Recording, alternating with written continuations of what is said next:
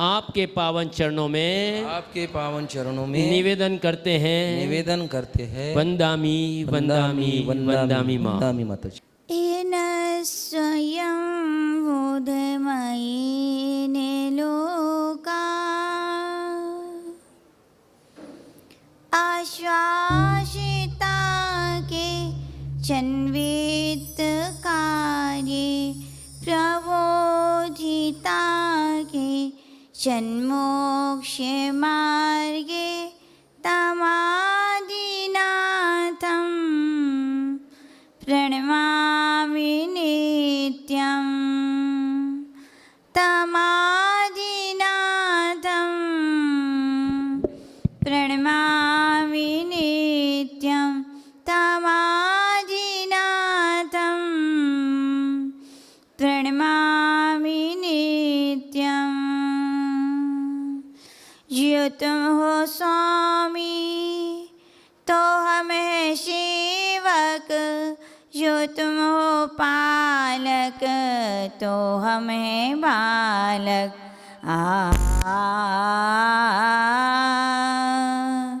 जो तुम हो स्वामी तो हम हैं सेवक, जो तुम हो पालक तो हम हैं बालक।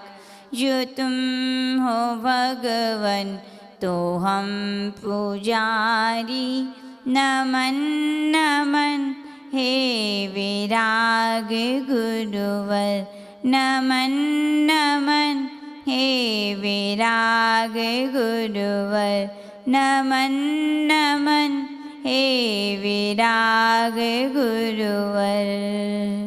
अनंत आनंद सिद्ध परमेश्वरी भगवान की जय हो। देवादिदेव श्री आदिनाथ भगवान की जय। देवादिदेव श्री मुनीश्वरनाथ भगवान की जय। परम पूज्य गुरु नाम गुरुदेव आचार्य श्री 108 श्री विमल सागर जी महामुनि राज की जय। परम पूज्य गुरु नाम गुरुदेव आचार्य श्री 108 श्री सन्मति सागर जी महामुनि राज की जय। परम पूज्य बुंदेलखंड के प्रथमाचार्य युग प्रमुख श्रवणाचार्य सूरी गच्छाचार्य गणाचार्य गुरुदेव श्री विनायक सागर जी महामुनि राज की जय। अहिंसामय विश्व धर्म की परम पूज्य आचार्य आदि 700 महामुनि राजों की जय हो। विष्णु कुमार महामुनि राज की जय। रक्षाबंधन महापर्व की जय। परम पूज्य का विविक्त श्री माता जी की जय। जयकारा गुरुदेव का जय जय गुरुदेव। बंधो, सम्यक दर्शन के दृढ़ाकार, सम्यक ज्ञान के मूलाधार और सम्यक चारित्र के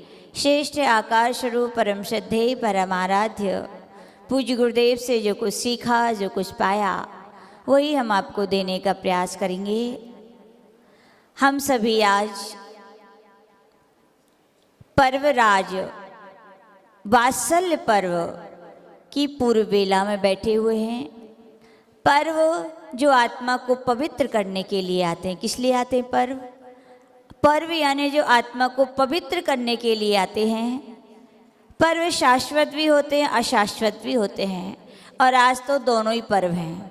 शाश्वत पर्व चतुर्दशी की पावन वेला है। जैन दर्शन का वह सत्य की कसौटी पर खरा उतरने वाला सिद्धांत कि हर आत्मा में परमात्मा बनने की शक्ति क्या है? विराजमान है। जैसे बीज में वृक्षत्व है, गौ के रस में घृतत्व है, वैसे ही जैन धर्म का यह सारे विश्व में एक जैन धर्म की ध्वजा को फहराने वाले यदि सिद्धांत है तो क्या है? हर एक आत्मा में परमात्मा बनने की क्या है? शक्ति है।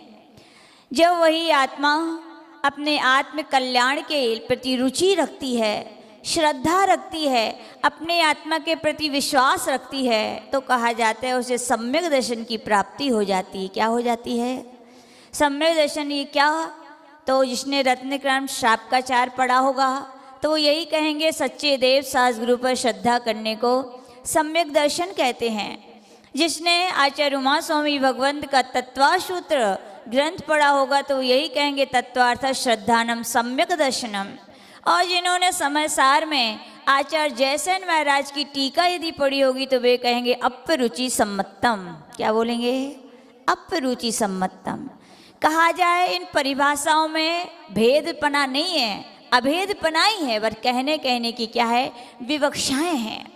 अप्यरुचि सम्मतम, आत्मा के प्रति जब रुचि हो जाती है, आत्मा के प्रति आस्था हो जाती, विश्वास हो जाता है, तो कहा जाता है वे कदम अपने आप बढ़ने लगते हैं। किसकी ओर? लक्ष्य की ओर। किसकी ओर? लक्ष्य की ओर। पूज्य गुरुदेव कहते थे कदमों को मत देखना। क्या? कदमों को देखोगे तो लक्ष्य मिल नहीं पाएगा, इसलिए लक्ष्य को देखकर कदम बढ़ाते रहने तो किसकी प्राप्ति हो जाएगी? लक्ष्य की प्राप्ति हो जाएगी।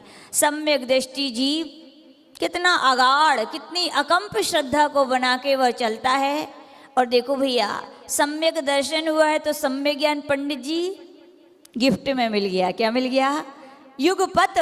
कितना बड़ा, लोग कहते हैं क्या मिलता है धर्म से। देखो सीधा भगवान कह रहे तुमने सम्यक दर्शन की सिद्धि की है, स्वतः ही सम्यक ज्ञान तुम्हें क्या हो गया है? प्राप्त हो गया है। और नियम से विश्वास रखना, सम्यक दर्शन और सम्यक ज्ञान हमारे अंदर है।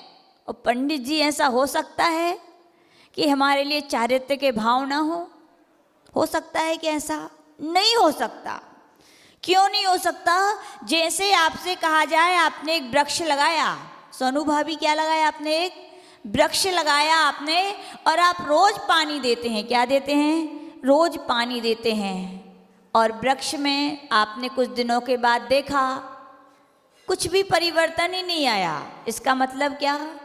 इसका मतलब ये जो आपने जल दिया है वो जड़ों तक पहुंचा नहीं है। और किसी ने, संध्या चाची ने भी वृक्ष लगाया और उसमें रोज पानी दिया, और कुछ दिनों के बाद उसमें क्या आ गए? पत्ते आ गए। अभी फल नहीं, अभी तो पत्ते ही, अभी तो पत्ते आए हैं। क्यों आए हैं? यह है सम्यक ज्ञान का फल। किसका फल है? हो नहीं सकता तीन काल में कि सम्यक दृष्टि जीव है जिसकी जड़ें हैं और सम्यक ज्ञान का वो निरंतर पानी दे रहा है, और देश चारित्र्य के पत्ते ना आए, त्याग के भाव ना हो, संसार में रहकर भी संसार शरीर भोगों से विरक्ति ना हो, धर्म में रुचि ना हो। तीन काल में ऐसा संभव नहीं है। नियम से आपके अंदर सम्यक दर्शन हुआ है, सम्यक ज्ञान का नीर हुआ है, तो आप क्या करेंगे? पूरे नहीं तो देश चारित्र्य तो धारण कर ही लेंगे। पांचवें गुणस्थान देश चारित्र्य आपको प्राप्त हो जाएंगे। और देश चारित्र्य हो जाए, सामने आपके लिए लड्डू रखे हैं और आप सामने पहुंच जाओ, तो ऐसा हो सकता है कि आप ना खाओ? भूख बहुत लगी, ऐसा हो नहीं सकता। देश व्रत जीवन में आ जाए और महाव्रत के लड्डू रखे हो सामने, ऐसा जीव हो ही नहीं सकता कि वो उसके लेने के लिए ना दौड़े। नियम से दौड़ेगा। पांचवा गुण स्थान से वो कहाँ पर आते हैं? छठे गुण स्थान पर आते हैं। और छठे गुण स्थान वर्ती जीव कौन है? दिगंबर वेश को धारण करने वाले इस धरती के जो देवता कहे जाते हैं, ऐसे निर्गंथ मुनि महाराज होते हैं। कितने मुनि महाराज होते हैं? हाँ डाली भाभी, कितने मुनि महाराज होते हैं? हाँ कितने होते हैं? जोर से बोलो। 3 कम 9 करोड़ मुनि महाराज होते हैं। लेकिन छठे गुण स्थानवर्ती कितने होते हैं? 5 करोड़ 93 लाख 98,206। इतने छठे गुण स्थानवर्ती मुनि महाराज हैं। और उसके बाद ऐसा हो नहीं सकता जो मुनि महाराज ने पापों को छोड़ करके, पापों से निवृत्ति करके 5 महाव्रतों को धारण किया है, अब वे क्या हो अटके रहेंगे? क्या हो नहीं सकता। जिसने सब कुछ छोड़ दिया, अब वो संयम के विकल्पों में भी नहीं पड़ने वाले, वो तो आगे की ओर कदम बढ़ाएंगे। अभी केवल व्यवहार चारित्र नहीं, अब तो निश्चय चारित्र की ओर कदम बढ़ाएंगे। यानी कौन सा गुण स्थान का? 7वां गुण स्थान। कौन सा बनेगा? जब मुनि महाराज अपनी प्रवृत्ति जन्य जो क्रियाएं हैं उनको छोड़ करके जब आत्मा के ध्यान में लीन हो जाते हैं, तो आचार्य बोलते हैं उनका 7वां गुण स्थान बनता है, वे शुद्धोपयोग में चले जाते हैं। कितनी संख्या है 7वें गुण स्थान वर्ती मुनि महाराजों की? 2 करोड़ 96 लाख 99,103। यानी कि छठे गुण स्थान से सीधा आधा कर दीजिए। कितना कर दीजिए? आधा। यानी कि जितने छठे गुण स्थानवर्ती मुनि महाराजों की संख्या है उससे आधा कर देंगे तो कौन बन जाएंगे? सातवें गुरु स्थान वर्ती मुनि व धन्य है वह मुनि दशा जिसकी प्राप्ति के लिए यह जीव इस मोक्ष मार्ग पर आता है। वो कौन सी दशा है? शुद्धोपयोग की ही दशा है। कौन सी दशा है? शुद्धोपयोग की दशा। कैसी दशा है? ऐसी दशा है, मान लीजिए 4 व्यक्ति थे। कितने व्यक्ति थे? 4 व्यक्ति थे और भीषण गर्मी थी और वे चले जा रहे थे, सैर के लिए चले जा रहे थे। अब गर्मी हो और सैर पर निकल जाए तो फिर क्या लगाएगी? क्या लगेगी? बोलो क्या लगेगी? प्यास लगेगी। समझदार हो? प्यास लगी है और जब प्यास है तो फिर क्या, किसकी आस है? क्या चाहिए? फिर क्या चाहिए? पानी चाहिए। और आप पानी की तलाश में दौड़ोगे, दौड़ोगे कि नहीं? जरूर दौड़ोगे। लेकिन अनंत काल से अपन जैसे संसारी जीवों की जो दौड़ होती है वो मृग मरीचिका की तरह होती है। किसकी तरह? मृग मरीचिका। मृग मरीचिका यानी पंडित जी से पूछो, अच्छो अनुभव हुई है। राजस्थान के हैं। राजस्थान में जब भीषण गर्मी के दिन आते हैं, रेगिस्तान तो है ही, और भीषण सूर्य चमकता है तो क्या होता है? मृग यानी हिरण प्यासे बेचारे व्याकुल हो जाते हैं, सोचते हैं कहीं पानी मिल जाए, दौड़ लगाते हैं। उन्हें दूर से दिखाई देता है कि वहाँ पानी है, दौड़ लगाते हैं। और क्या होता है? जैसे ही वहाँ पहुँचते हैं तो होता क्या है? कुछ होता है क्या? कुछ भी नहीं होता। क्यों नहीं होता? क्योंकि वो जल नहीं था। मृग मरीचिका, मरीचिका यानी कि मरीचि, सूर्य की किरणें जब रेत पर पड़ती हैं तो वे चमकती हैं और दूर से ऐसा लगता है कि वहाँ पर क्या भरा है? पानी भरा है। ऐसे ही वो मृग मरीचिका की दौड़ में अपन संसारी प्राणी दौड़ते हैं, लेकिन प्यास बुझ पाती है क्या? पानी नहीं है तो प्यास कहाँ बुझेगी? 4 व्यक्ति भी ऐसी तलाश में थे, पानी की दौड़ लगा रहे थे। 3 तो दौड़ लगाते गए। वहीं पर एक दिगंबर मुनि महाराज बैठे थे। कौन बैठे थे? जैसे ही दिगंबर मुनि महाराज दया की जीती जागती प्रतिमा होते हैं कि नहीं? 2 आंखें होती हैं। कितनी आंखें होती हैं? आंखें कितनी होती हैं? किसकी? आपकी? आपकी भी होती हैं और मुनि महाराज की भी होती हैं। अंतर इतना है, आप 2 आंखों से देखते हो तो अपने लिए देखते हो, अपना स्वार्थ देखते हो, अपने परिवार, अपनी समाज देखते हो। लेकिन धन्य है वे मुनि महाराज जिनकी 2 आंखें हैं। एक आंख से वे अपनी आत्मा को देखते हैं तो दूसरी आंख से विश्व शांति की वे प्रार्थना करते हैं। प्राणी मात्र का कल्याण हो, प्राणी मात्र के लिए सुख की प्राप्ति हो, निरंतर क्या करते हैं? भावनाएं करते हैं। मुनि महाराज ने देखा 4 व्यक्ति थके हारे पानी की तलाश में थे। महाराज उनसे, कितने दया की मूर्ति होते हैं। कभी कभी लगता है अपन तो बिन बुलाए किसी से बोलते भी नहीं हैं और अपन को मालूम भी हो, है ना बिनिया जी, मालूम भी हो कि पड़ोस में पानी रखा है तो अपन बताने भी तैयार। क्यों? हमसे थोड़ी पूछा है। क्या बोलेंगे? हमसे थोड़ी पूछा है। और धन्य है मुनि महाराज, इनकी सरलता, दया, करुणा। आवाज़ लगा दी कि भैया यहाँ पास में ही, यहाँ निकट ही जल का स्रोत है, आप वहाँ जाके अपनी प्यास बुझा सकते हैं। लेकिन अंधी दौड़ में व्यक्ति जब दौड़ता है तो वो दौड़ते ही चला जाता है। कोई सुनेगा क्या मुनि महाराज की बात? आपको पता है संतों की बात कौन सुनते हैं? दौड़ने वाले सुनते हैं? नहीं, दौड़ने वाले तो दौड़ते चले जाते हैं, लेकिन जो थक गया है कौन सुनेगा? जो व्यक्ति थक गया है दौड़ते दौड़ते, उनमें से 4 व्यक्तियों में से 3 व्यक्ति तो दौड़ लगा रहे थे और एक व्यक्ति थक चुका था तो बैठ गया। थक गया, बैठ गया तो सुनाई दे गई। क्या सुनाई दे गई? मुनि महाराज की आज बात बिल्कुल सत्य है। संतों की करुणा की पुकार इस भौतिक चकाचौंध से में भागता हुआ व्यक्ति ना उसे सुनाई देती है, ना उन्हें संत दिखाई देते हैं। संत उन्हें दिखाई देते हैं, आवाज़ उनकी दिखाई देती है जो संसार की भौतिकता से कुछ न कुछ मात्रा में थक चुके हैं, जो ठहर गए उस दौड़ से। उनके लिए क्या सुनाई देती है? संतों की पुकार सुनाई देती है।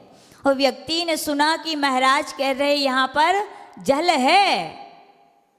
किसको प्यास लगी है? बताओ यहाँ पे किसको लगी है? अंजू, यदि मान लो प्यास लगी हो और कह दे कोई आके कि यहाँ पर पानी है तो कैसा लगेगा? हाँ? बोले जितनी थकान है, जितनी आकुलता व्याकुलता है, अभी तो केवल सुना ही है कि यहाँ पर पानी है, फिर भी क्या होगी? बड़ी शांति मिलेगी, एक आह्लाद सा लाएगा कि भैया यहाँ पर पानी है। और चले गए महाराज के पास, जब नमोस्तु किया, भगवान कहाँ है पानी?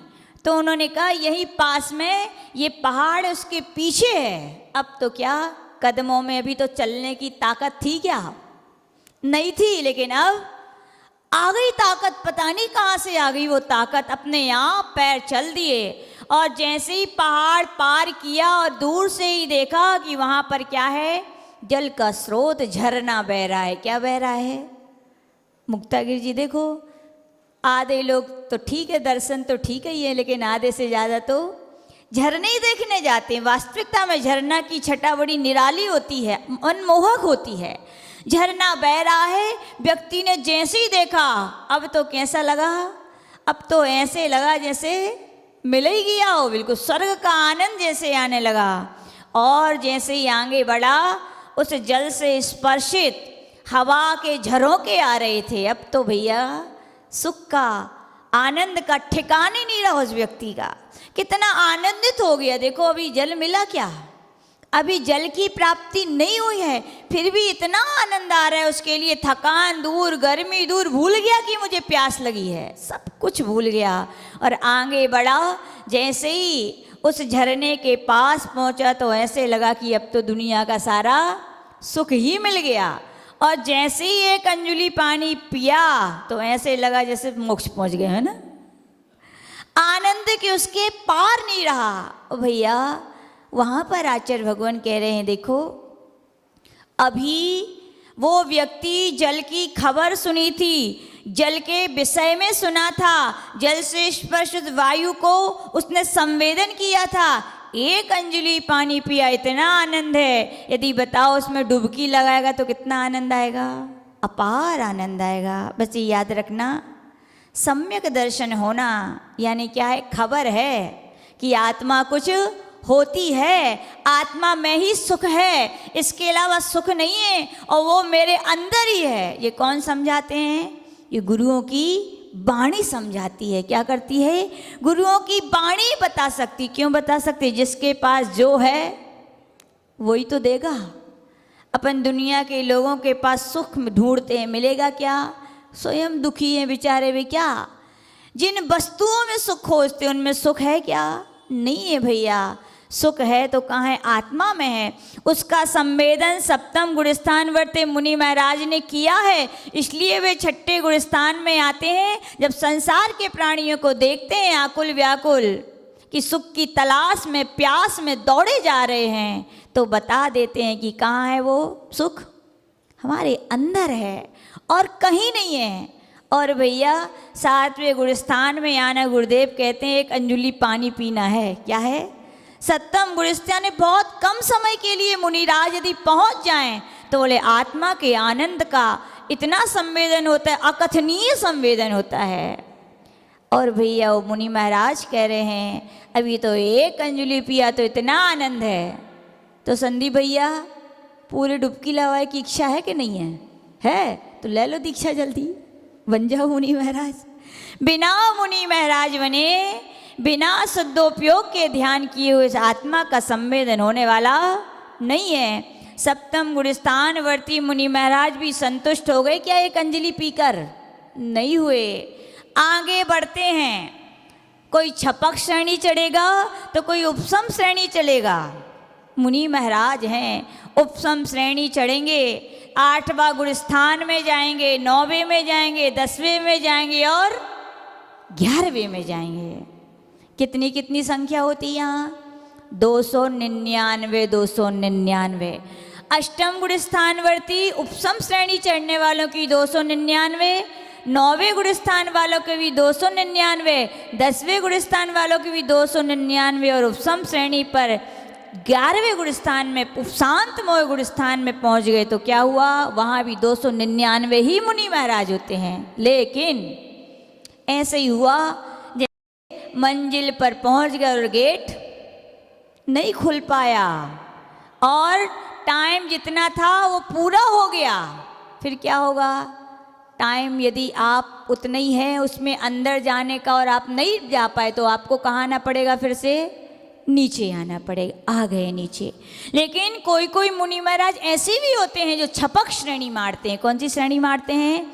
छपक श्रेणी। उनके भी 8वां 9वां 10वां और 11वां नहीं होता। कौन सा गुणस्थान होता है? 12वां। कितनी कितनी संख्या होती है? 598 अष्टम गुणस्थान में छपक श्रेणी वालों की, 9वें गुणस्थान में भी 598, 10वें गुणस्थान में भी 598 और 12वें गुणस्थान में भी कितनी होगी? 598। 12वें गुणस्थान में पहुंच गए चीड़ कषाय। क्या नाम है? चीड़ कषाय। देखो भैया, आत्मा का कल्याण करना है तो भी कषायों को क्या करना पड़ेगा? पतली करना पड़ेगा। लोग साधना का मतलब समझते हैं पतली करना, कमर पतली करते हैं, कोई शरीर पतली करता है।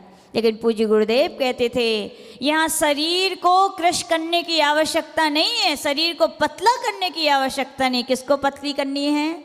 कसायों को। देखो लोग कहते ज्ञान नहीं होता माता जी, क्या करें, कितना पढ़ें, इतने घंटे पढ़ते हैं, बोले याद नहीं होता।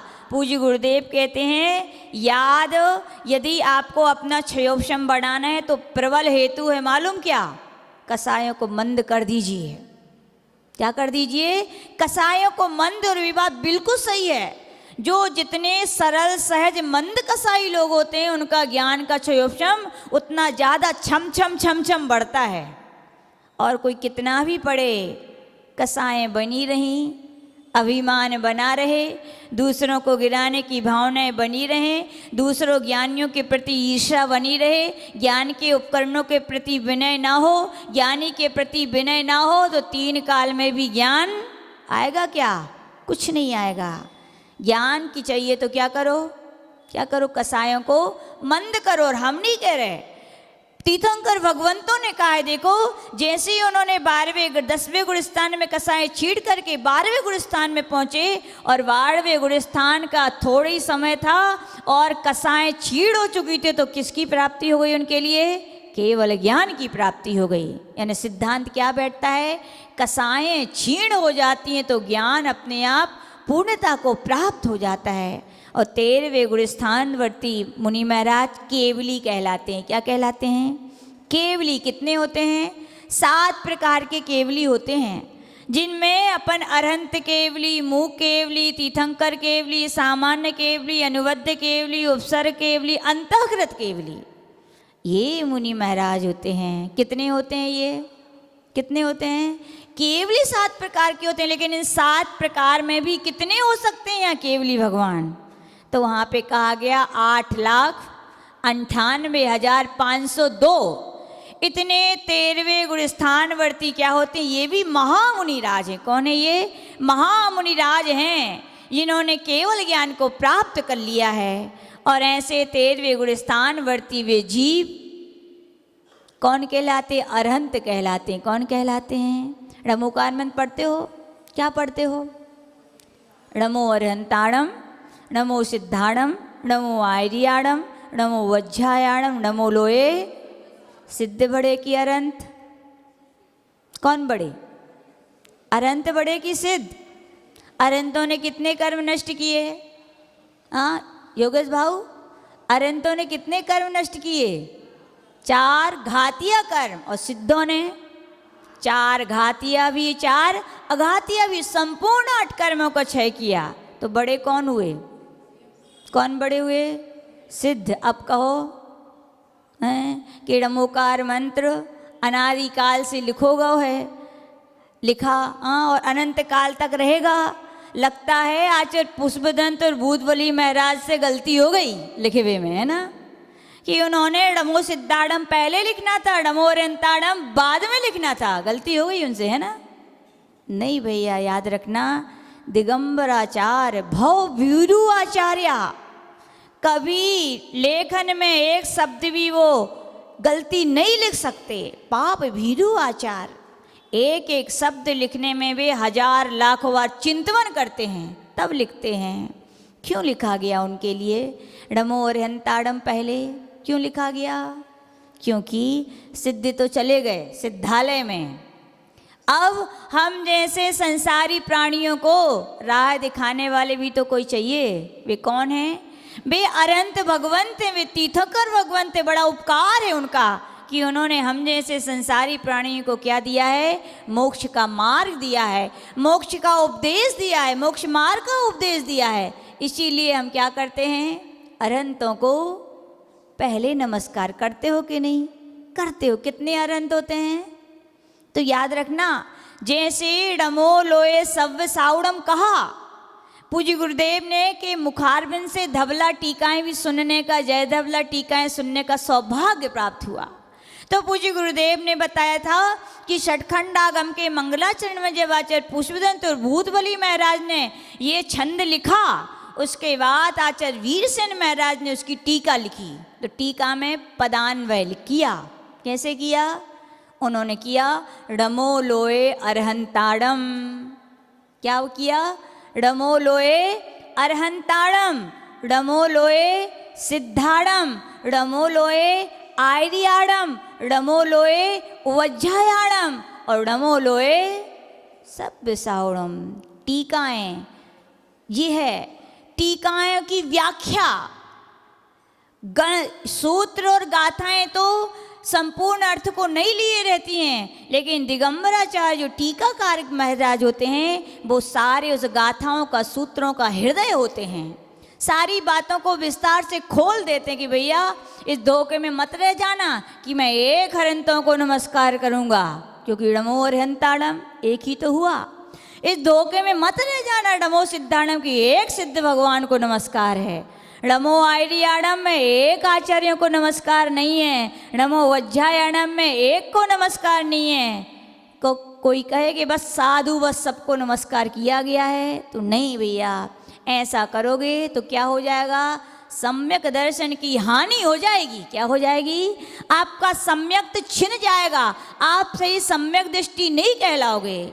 क्योंकि एक अरहंत नहीं होते, कितने होते हैं?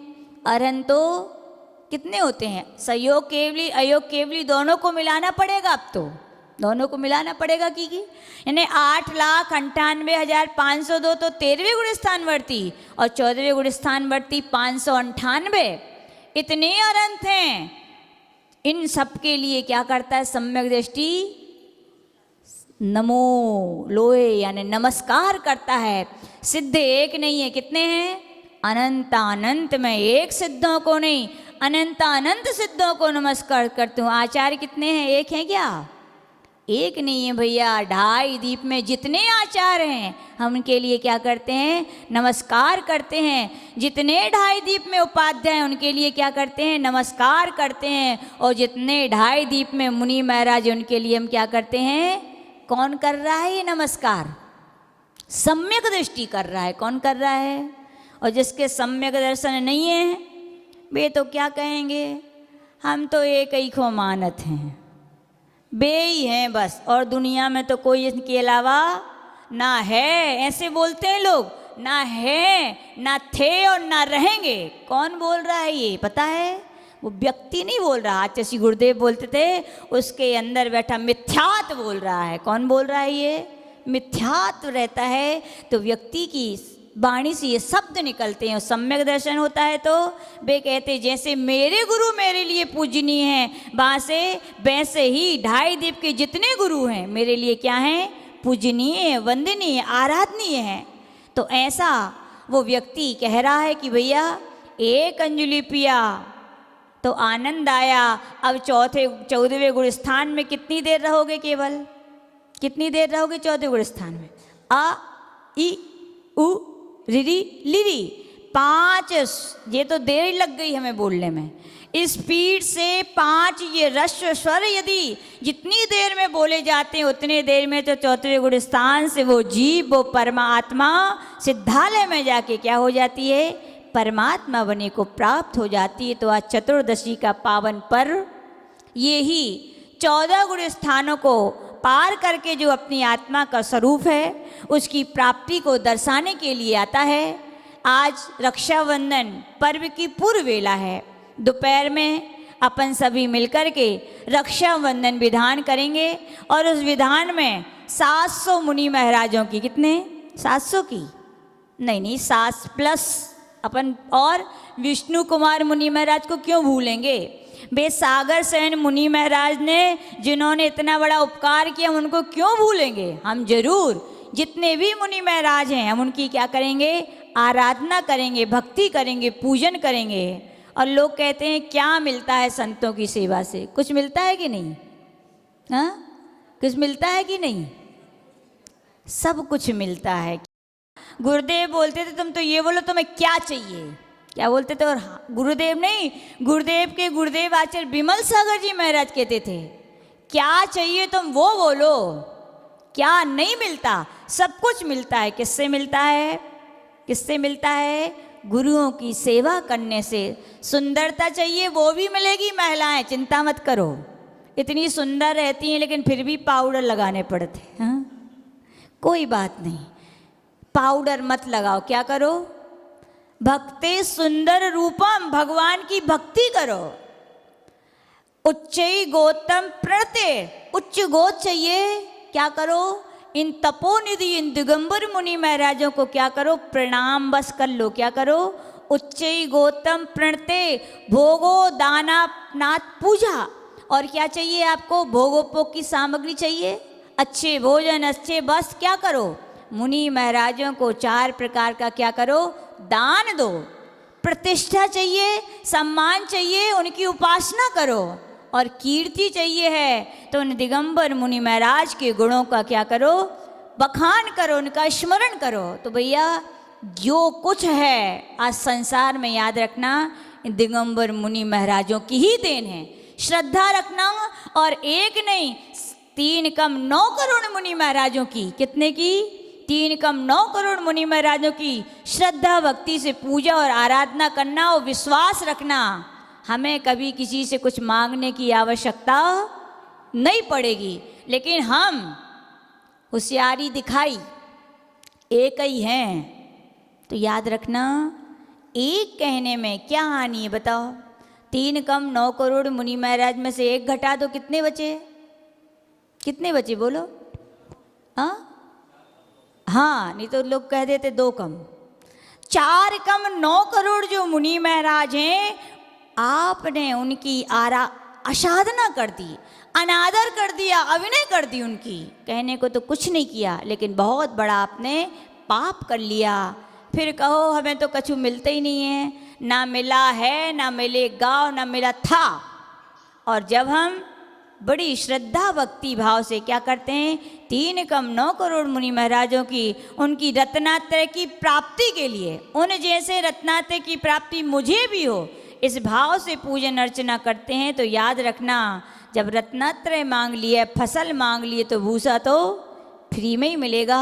तो ऐसा हम सभी दोपहर में सब लोग तैयार रहेंगे, 700 मुनि महाराजों की रक्षाबंधन विधान के माध्यम से पूजन और अर्चना करेंगे। जो बोले परम पूज्य गणाचार्य गुरुदेव श्री विराट सागर जी महामुनि राज की जय हो।